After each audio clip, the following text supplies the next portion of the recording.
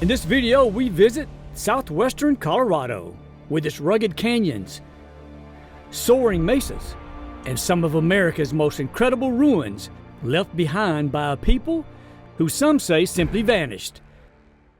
But this is Mesa Verde National Park, and that's coming up. Hello everyone, thanks for tuning in. Today I'm doing this part of the video solo because Clay is in New York on some business, but will return for the next video. Many of you may not have ever heard of Mesa Verde National Park. Well, we hope this video will give you some idea of what's there. So if you're in the southwestern Colorado area, you might want to put this one on your list. Now, we've shared several videos recently from the area, and many of you have asked where we stayed while visiting those places. Well, the RV park that we chose was La Mesa RV Park, located in Cortez, Colorado. And as you can see here as we arrived, it's nothing fancy, but it was quiet, it was peaceful, and we were able to get our large rigs in without having to unhook our trailers, which we really appreciated. Now, we chose this particular location because it provided us a home base for several trips in the Four Corners region. From here, we were able to visit the $1 Million Highway in Colorado, Monument Valley in Arizona, and the Four Corners Monument, where you can be in 4 states at one time. We also visited the Arches National Park in Utah, Mesa Verde National Park, which is the video we're about to see, and the Valley of the Gods, which is a video coming soon. Now, of course, there are many places to stay out in the Four Corners region, but we just chose Cortez, Colorado because it worked well for us. But now, let's get to the video. According to experts, about 1,400 years ago, long before Europeans explored North America, a group of people living in the Four Corners region chose Mesa Verde for their home. During the 6th century, the Ancestral Pueblo People lived and thrived here, making it their home for some 700 years. The first 600 of those years, they lived and farmed on top of these mesas, built permanent rooms called pit houses, and over time, built above-ground rooms that were side by side. But sometime during the late 12th century, they moved from above down to here on the cliffs and built these incredible dwellings ranging from 1 room up to 150 rooms. If you want to see one of these cliff dwellings up close, you'll have to purchase a ranger guided tour. Cost during our visit was $8 per person. Your reservation would tell you to meet the park ranger here at this large landing at your designated time. And even without a tour, the landing will provide an incredible view of the largest cliff dwelling in North America, called the Cliff Palace, which happened to be the tour Clay and I reserved.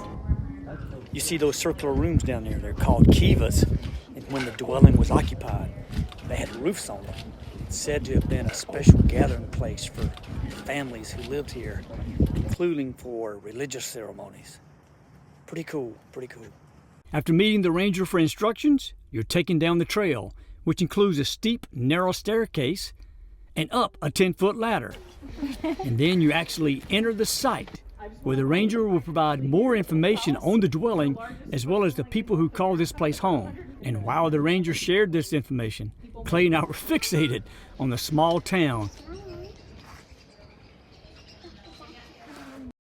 Now for a closer look at these remnants of a prehistoric era perched on the side of a cliff. Got the trail, look, the switch back here to gain the elevation right here. See the little trail, that's how they got up. Yeah.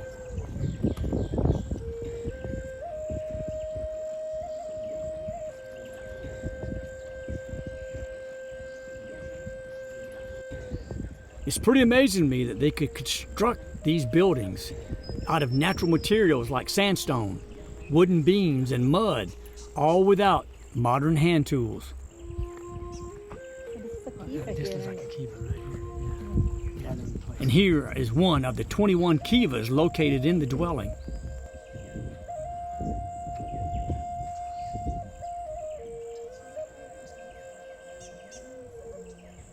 And being this close really shows the true scale of the height of these walls.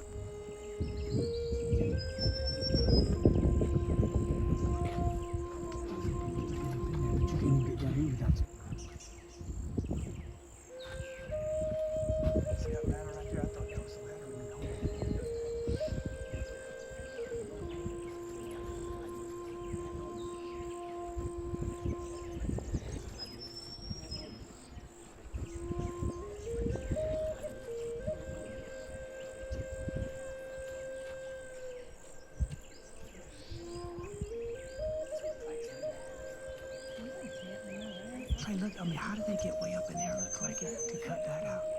I don't know. Way up there.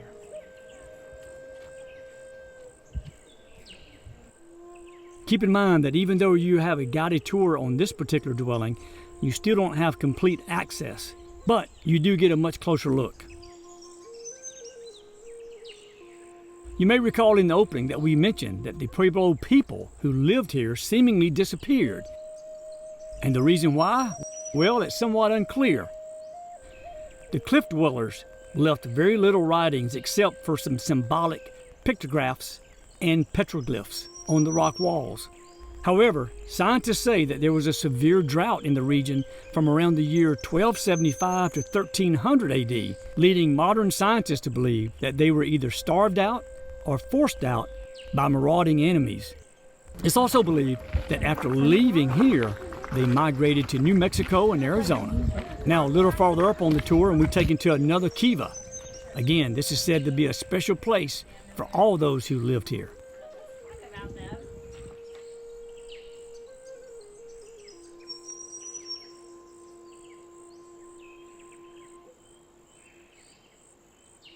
Now, to exit the tour, you climb the original entrance and exit of the dwelling, which includes a long, narrow staircase. And take your time. In fact, several of our group had to take a break on the way up.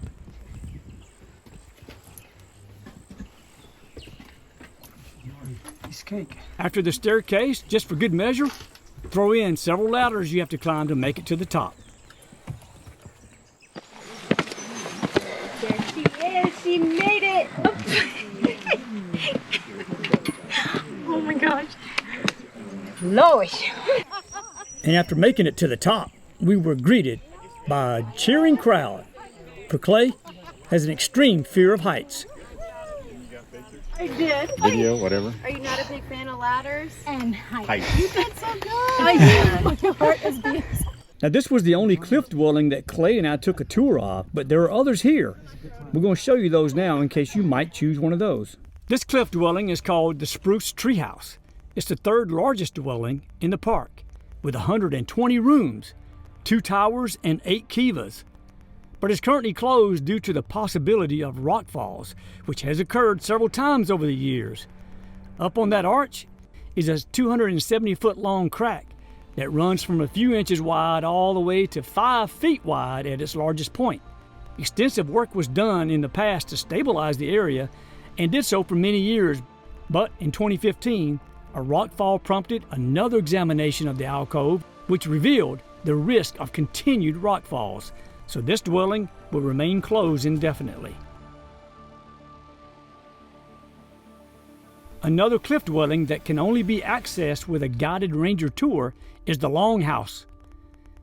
It's as big as Cliff Palace with 150 rooms. With this tour, be ready to hike around 2.5 miles. Be ready to climb some more ladders, but offer breathtaking views. The last dwelling we'll show you is called the Balcony House. It's known as the Indiana Jones Tour. You'll climb tall ladders, climb steps, and squeeze through tunnels. And this one is on my list for the next visit. I don't know about you, but I thought that place was pretty cool. Hey, I'll put a link to the park's website down below in the description so you can get the latest updates and the latest prices in case you want to plan a trip to Mesa Verde. Hey, I hope you enjoyed the video. To see more, click one of those on the screen and we'll hope to see you there. Until next time, be well and stay safe.